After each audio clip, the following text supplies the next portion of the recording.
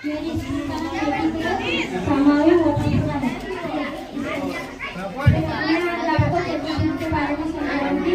सबसे पहले जान लेते हैं कि चतुर्भुज कौन से कहते हैं।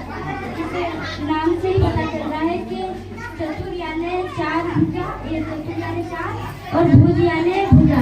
चार भुजा से जो आकृति घिरकर बनती है उसे चतुर्भुज आकृति कहते हैं। तो हम बात करते हैं इस आकृति की। इस आकृति में भी चार भुजा से बनी है, इसे हम चतुर्भुज आकृति कह सकते हैं। चतुर्भुज इस आकृति को हम आयत कहते हैं क्योंकि इसके आमने सामने की भुजा बराबर होते हैं यानी समान होते हैं। तो इसका सेंटीमीटर दिया है 11, इसकी है 11 सेंटीमीटर। तो इस भुजा की सेंटीमीटर भी होगी 11। फिर इसकी चौड़ाई दी गई है 16 सेंटीमीटर, तो इसकी चौड़ाई भी होगी 16 सेंटीमीटर। इसका परिमाप निकालने के लिए हमें इन भुजाओं का योग करना पड़ता है। परिमाप का ये लाइन लंबी है, इसको लंबाई लिख सकते थे। लंबाई लंबी है इसलिए लंबाई लिख देते और उसको चौड़ाई लिख देते। लेकिन लंबाई कम लंबाई ज़्यादा होती है। लिख सकते हैं, ये छोटी हो सकती है और लंबाई बड़ी हो सकती है। आपको ऐसा लग रहा है कि शायद ये वाली लाइन पास नहीं लंबाई लिखना।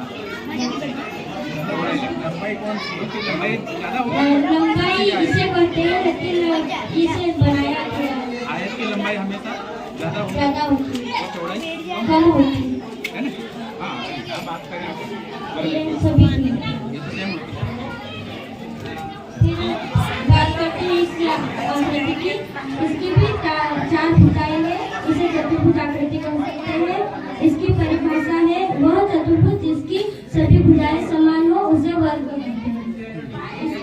इसकी परिमाप निकालने के लिए भी इसकी चारों भुजाओं का योग करना पड़ता है। इसका सूत्र है 4 गुणा भुजा। और इसका क्षेत्रफल निकालने के लिए इसके ये आकृति में जितना मतलब जगह घेरी है उसे इसका क्षेत्रफल कहा जाएगा। इसके क्षेत्रफल का सूत्र होता है भुजा गुणित भुजा, इसे भुजा वर्ग भी कह सकते हैं। फिर हम बात करते हैं समांतर चतुर्भुज की। समांतर चतुर्भुज की परिभाषा होती है कि वह चतुर्भुज जिसकी सम्मुख भुजाएं समान हो इसे हम समांतर चतुर्भुज कहते हैं। और इसकी परिभाषा का सूत्र है दो कोष्ठक लंबाई गुण चौड़ाई। और इसका क्षेत्रफल का सूत्र है 1/2 पहला विकर्ण गुणा दूसरा विकर्ण। हम इस सूत्र से इसका परिमाप और क्षेत्रफल निकाल सकते हैं। फिर हम बात करते हैं समलंब चतुर्भुज की। समलंब चतुर्भुज भी 4 भुजाएं होती है, इसलिए इसे चतुर्भुज कहा गया है। इसका परिमाप का सूत्र है A1 + A2 + A1 और +A2। इसका क्षेत्रफल का सूत्र है 1/2 A1 + A2 गुणा H यानी ऊंचाई होती है, इसकी ऊंचाई H। इन सब का योग करने पर इसका परिमाप निकल आएगा।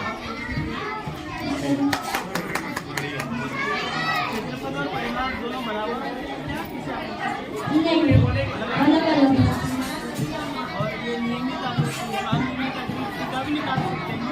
हाँ, मतलब सूत्र से निकाल सकते हैं। जैसे ऐसी आकृति आता है गोल में भी उसका क्षेत्रफल निकाल सकते हैं अपन। हम निकाल सकते हैं, क्षेत्रफल निकाल सकते हैं। इसका क्षेत्रफल निकालने के लिए पहले क्या इसको आयत मानना पड़ता है? नहीं, हाँ एक उसके बाद ये कोण के हिसाब से निकालें। हाँ प्लस करो।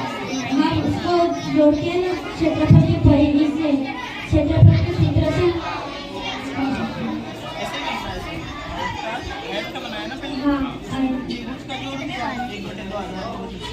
तो समलंब आ गया।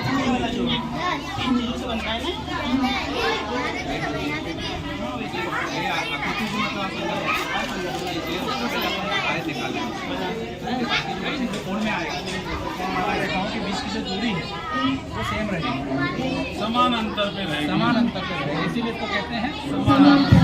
यदि तिरछी करेंगे तो दूरी कम हो जाएगी, तो फिर अपना सूत्र गड़बड़ हो जाएगा, समान अंतर रेखाएं नहीं रह जाएगी।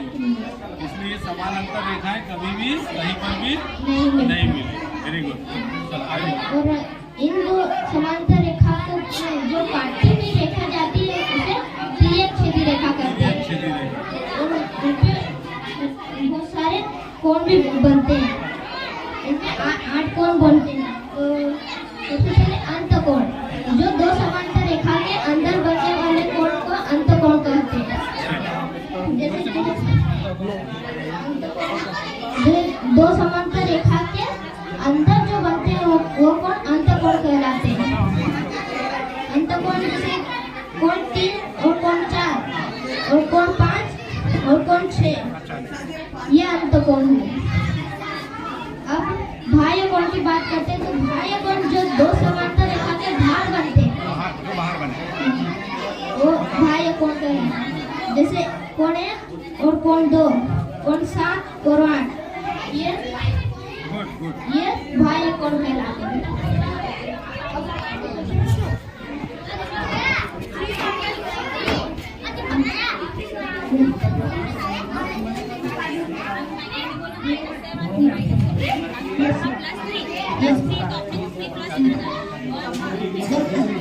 बराबर है। जैसे इधर ये 7 नंबर का बराबर है।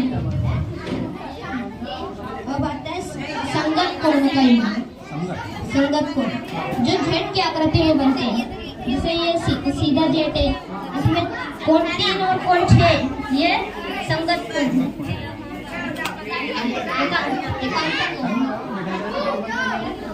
ये एकांत कोण। बहुत अच्छा बोला बेटा। ये एकांत अंतकोण है। और इसमें उल्टा जेट भी बनता है। इसमें ये उल्टा जेट हुआ, इसमें कोण 4 और कोण 5, ये भी एकांत अंतकोण है। अब एकांत बाह्य कोण जो जैसे बनते हैं जेट की आकृति में, पर जेट के ऊपर बनते हैं। जैसे ये हुआ एक जेट, इसमें 7 और 2, ये एकांत बाह्य कोण। और ये 1 और 8, ये भी एकांत बाह्य कोण है।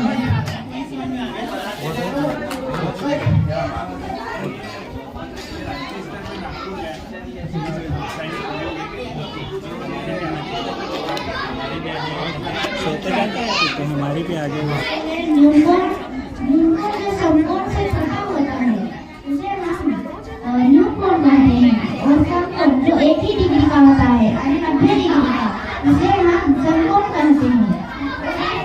अधिक कोण समकोण से बड़ा होता है, हम उसे अधिक कोण कहते हैं।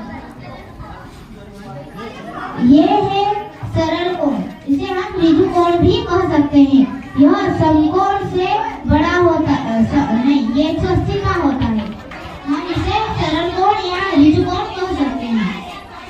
और यह है न्यून कोण 50 डिग्री का, और यह है समकोण जो 90 डिग्री का है। और ये है अधिक कोण 120 अंश का। ये है 180 डिग्री का, इसे हम सरल कोण या ऋजु कोण कह सकते हैं। 145 का बनाना है तो हम 150 और 140 के बीच में, तो यहाँ 5 हो सकता है। तो कितने बिंदु होते बीच में?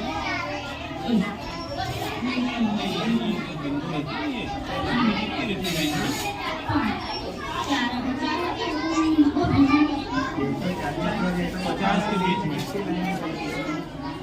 4 150 नहीं है, यहाँ लाइनें कितनी लाइनें होती है बीच में? तो संख्या भी पता चल रहा है। 140 और 150 के बीच में कितने जुड़ जाएंगे? 140 में कितने जुड़ जाएंगे?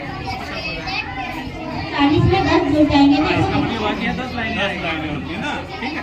बीच में जो 5 की लाइन रहेगी, यहाँ 145 बन जाएगा। Yes sir. बहुत बढ़िया। ये अच्छा इतना मतलब संख्या बढ़ती और घटती जाती मतलब तुमको बताया छोड़ दो, जाता छोड़ दो, है। अब बताओ संख्या बताओ। पेड़ है, पेड़ के हम लेता है, उसको भूख लगी और छोड़ता रहा, जैसे देखता रहा, संख्या बढ़ती गई और क्या है मेरे पास क्या कौन सा क्रम है? ये कौन सा आप क्रम है? आरोही क्रम हमने तुमको और इधर क्या है? इधर इधर क्या है? आरोही क्रम हाँ ये भालू ये ऊपर चढ़ गया। अब इसको वापस आना है। अब भालू को नीचे उतारो फिर कौन सा क्रम होगा? ये संख्या पहले आरोही को समझाएगा, पहले आरोही क्रम समझाएगा। मेरे पास एक खुद कार्ड है तुमको आरोही क्रम में जमा के रखा हाँ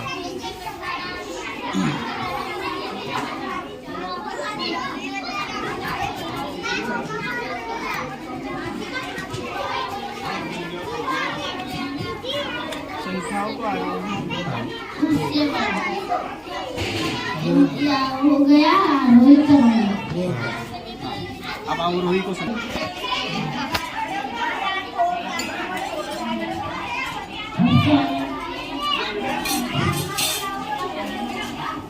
कौन सी क्लास में पढ़ते हो? 3 संख्याओं को बोलते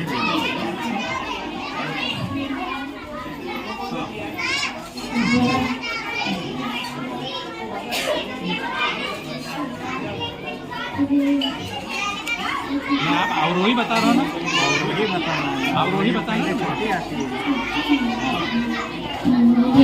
तो बढ़ रहा है, तो खरगोश चढ़ रहा है ना, खरगोश चढ़ रहा है तो उसको उतारेगा ना, तो फिर क्या होगा?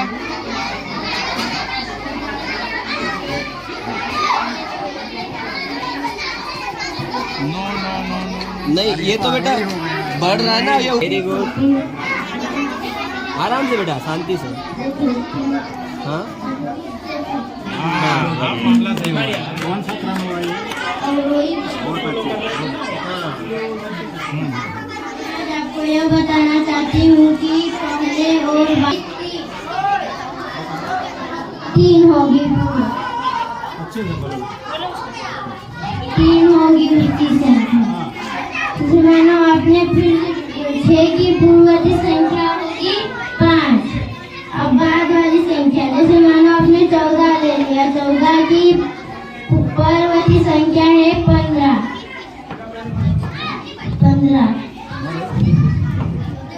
दूसरी और बताओ। जैसे मानो आपने 22 ले लिया, 22 की